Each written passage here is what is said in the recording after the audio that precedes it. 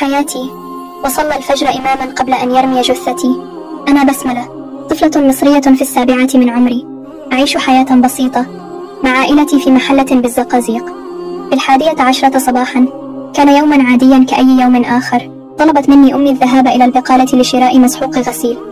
بحماسة الطفولة البريئة خرجت من المنزل، غير مدركة أن تلك الخطوات ستكون الأخيرة لي في هذه الحياة. في طريقي للعودة صادفت رجلا معروفا في قريتنا. كان إمام المسجد، رجلا يظهر التقوى ويؤدي الصلوات بالناس. ببراءتي شعرت بالأمان حين ناداني بلطف. طلب مني الدخول معه إلى محله الخاص بالطعمية. كنت صغيرة وواثقة، ولم أتخيل أن هذا الطلب سيغير كل شيء.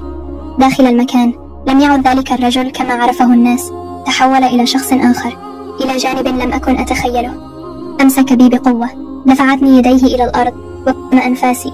كنت خائفة، صغيرة، ضعيفة، لم أستطع المقاومة. كانت يداه تضع عنقي، لكنني لم أفارق الحياة، فاستخدم بنطالي ولفه حول عنقي، ولم يتركني حتى فارقت الحياة. تركني جسدا بلا روح، لكن هذا لم يكن كافيا له. لقد انتهك براءتي أيضا. في الوقت نفسه كانت والدتي تنتظر عودتي بفارغ الصبر. عندما تأخرت بدأت تشعر بالقلق. خرجت تسأل عني في كل مكان، لكنني لم أكن هناك. أما الرجل الذي كان السبب فيما حدث لي فقد تظاهر بالبحث معهم، متظاهرا بالقلق والحزن، وأبلغوا الشرطة.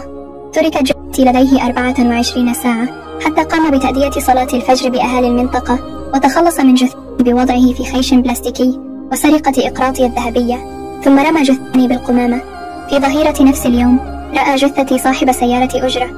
كانت أمي تنتظر خبرا يطمئنها، لكن بدلا من ذلك أخبرت أن جثة طفلة قد عثر عليها، وكانت الطفلة أنا.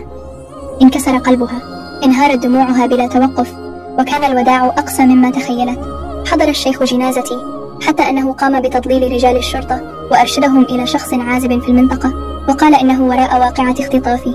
لكن الله عدل، ورجال المباحث لم يستسلموا. راقبوا مكان القمامة حتى كشفوا جرائمه.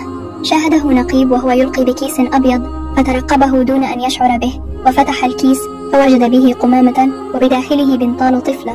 فتم اصطحابه لوالدتي التي تعرفت على بنطالي، وفتشوا متجره الخاص بالطعمية ووجدوا كل الأدلة: أقراطي الذهبية ومسحوق الغسيل الذي اشتريته في يومي الأخير. عندما واجهوه اعترف بجريمته. كان منفصلا عن زوجته منذ 7 سنوات، وسولت له نفسه أن يقوم باختطافي منذ أشهر، لكن كلماته لم تكن تحمل ندما. قال: الله يريد ذلك. كيف يمكن لإنسان أن يقتل طفلة ويزعم أن الله أمره؟ وتم اتهامه أيضا باختطاف طفلة من نفس القرية قد اختفت قبل 4 سنوات، ولكن لم يثبت شيئا ضده، وفي النهاية حكم بالإعدام.